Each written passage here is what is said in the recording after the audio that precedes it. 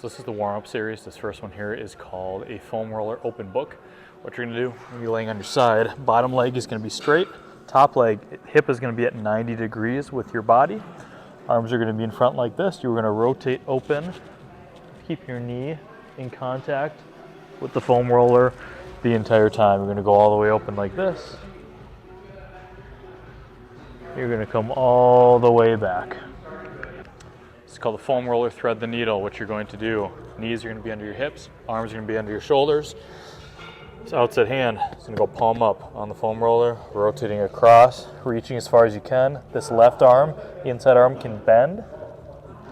You're going to come all the way back. You're going to push out as far as you possibly can, rotating the torso, holding for about 3 seconds at end range, and coming back. This is called a banded ITY. There's 4 different positions you're going to be doing on this one. The first one is an I. So what you want to do is your palms are going to be down. You're going to be squeezing your shoulder blades down and back and pulling the bands to your side, okay? You're going to do 10 reps of this, okay? After you finish 10 reps of that, bring your arms here to a T. Palms facing each other, squeeze in the middle of the shoulder blades together, okay? It's less about pulling the band super wide. It's more about engaging those shoulder blades. You're gonna do 5 reps. After that, palms are gonna face away from each other. Same thing, pulling the shoulder blades together as you pull the arms apart. 5 reps. Last one is gonna be a Y. So you're gonna be lifting your arms up, palms down, engaging the shoulder blades, pulling down and back, okay? What I don't want you doing is I don't want you squeezing up here. So I don't want you to shrug as you're lifting. Try to keep the shoulders, upper shoulders relaxed. It's called a banded wall open. You're gonna take a yoga block like this, pin it into the wall with your knee. Reason is you're just trying to dissociate lower from upper body. So what we're gonna do, lead arm is gonna be parallel to the floor. You're gonna be holding a band. If you can get your arm all the way back to the wall with rotating open like this, then you grab lower on the band, okay? To increase the amount of tension that you're using. So what you're going to do, nothing's gonna move. You don't wanna lose the block. You're gonna rotate open as far as you can, touch the wall, come all the way back. This is kind of used as a little bit of a mobility type exercise. You're gonna rotate all the way open. You'll do both sides.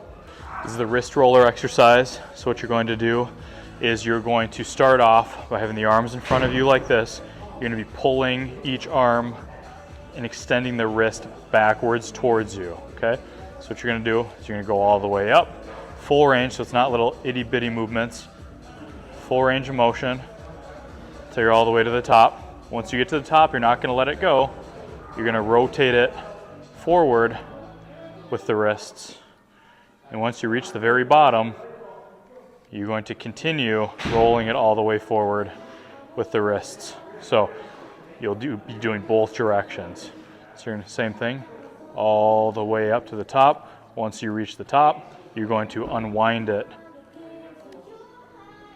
that direction as well. So this exercise is going to be a barbell or a kettlebell RDL. You can use kettlebells, dumbbells, barbell. I'm going to show you what it looks like with a barbell. The RDL is a very form-specific exercise, so pay attention to kind of how I'm doing this one. What the motion looks like is you're going to be standing up straight, then you unlock your knees, okay? Once I unlock my knees and I'm in this position, my knees are not gonna bend any more than what they are right now. So even as I hinge over, forward, even farther, my knees do not change position, okay? I'm not squatting down lower, I'm not straightening. Once they're in this unlocked position, that's where they stay. I'm gonna keep my chest nice and upright and I'm gonna be pushing my glutes backwards, okay? So what I should feel is I should feel my hamstrings start to get a little bit tight. Once that hamstrings are a little bit tight, you push your hips forward by engaging the glutes and hamstrings to drive the hips forward. You are not lifting with the back and pulling up with the back. You are driving the hips forward. Your back will be involved some as you increase the weight, but the primary movers I want to be the hamstrings and the glutes.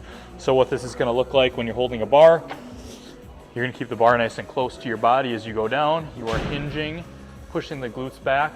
Feel that good little stretch. I'm driving my hips forward to stand. Dropping back down, back is nice and flat. Good little hamstring stretch. Driving the hips forward to stand. So this one's a lat pull down. What I want you to do is on like a lat pull down bar, I want your hands to be a little wider, so kind of outside of the curve of the bar. What you're going to do is you're going to have big chest, ever so slight lean back. And what I want you to focus on is feeling like you're pulling your elbows down towards your hips and using the back to pull the bar down. So you should pull it down to this position and let it come all the way back up, okay? I don't want you to lean forward or the upper back starts to round. Shoulders rolled back, big chest, leaning backwards, pulling those elbows down towards those hips. So these are the overhead med ball slams. You're gonna pair these together. The first one you're gonna be doing is straight overhead. What I want you to be doing is I want you to be using those lat muscles to throw the ball down. So I don't want you to be bending the arms and kind of flicking the elbows to throw the ball down. It's gonna be a pull down from here. So you're going to do 5 of these overhead throws over the head like this, throwing down as hard as you can, okay? After you finish those overhead ones, you're gonna do the side ones. So if you remember, it's kind of that rainbow over the top. Turn your body, throw straight down, same concepts apply. So you're gonna be here, over the top, throwing down hard. I switch to the other side, same thing, keeping the body square, baby rock, rotate over the top, slam down to the side. So this is a dumbbell lateral shoulder raise. What I want you to do with this one, elbow slightly bent. So you see from the side, this is straight, ever so slightly bent. You're gonna be pulling up with these lateral shoulder muscles, okay?